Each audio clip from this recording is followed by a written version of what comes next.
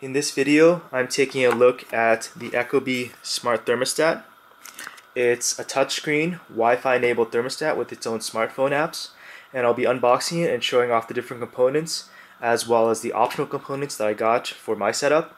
This is slightly different than my usual smartphone and tech videos, but as always I couldn't find the information online, so I decided to make my own video about it. This is just an unboxing video, so once I got everything set up, I'll be doing a full review as well as answering probably the obvious question, why I got this over the Nest. So first up, we've got the actual control unit itself. It is a touchscreen, and this mounts in the living room or wherever you have your main control unit. Just open it up.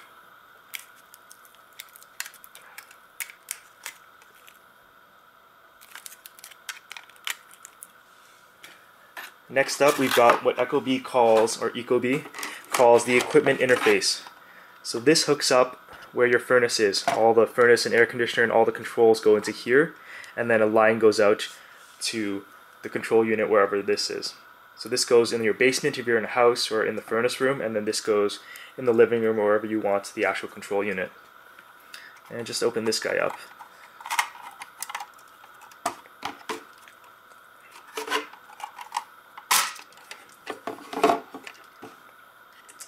As you can see here on the left, or sorry, on the right, these are all your standard connections for your furnace, your power, humidifier, heat control, optional accessories, as well as additional sensors, which is what I'll be using.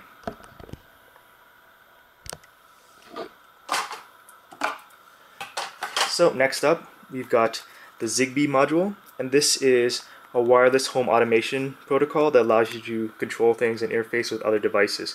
So this goes into the control module, or sorry, the touchscreen inside here. And what I'll be using this for is with this remote control outlet.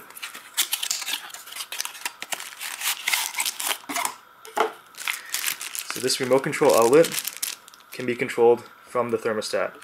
And what I'll be using it for is I'll be plugging in a humidifier, and when the humidity levels drop, it'll automatically turn on the humidifier. Since I live in a condo, I don't have it built into the HVAC system, so it has to be a standalone humidifier. This could also be used to control lamps or anything else you want on a timer, or to be controlled remotely. And lastly, we have the remote sensor module. And what this allows you to do with the Ecobee is attach any voltage sensors, so temperature sensors, humidity sensors, etc.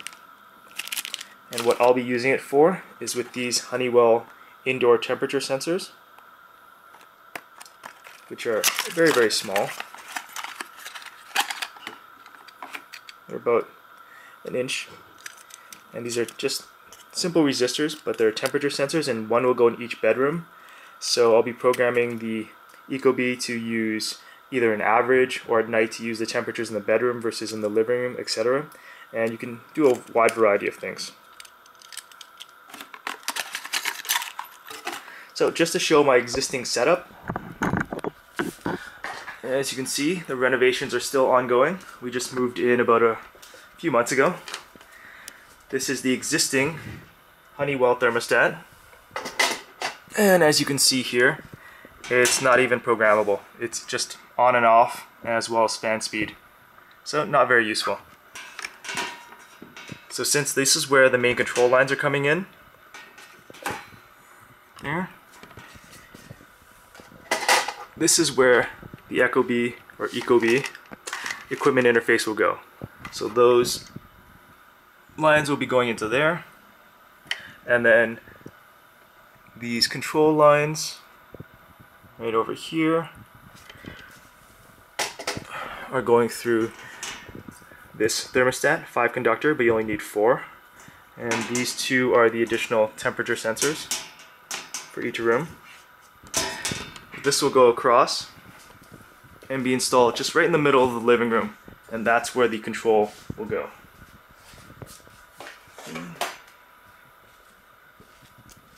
So the controller will go right here, right in the middle.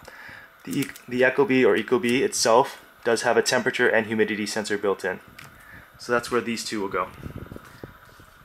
So once I get that all set up, I'll be doing a review. If you have any questions or comments, please leave them in the comments and I'll try to get to them in the review. Once again, thanks for watching and subscribing.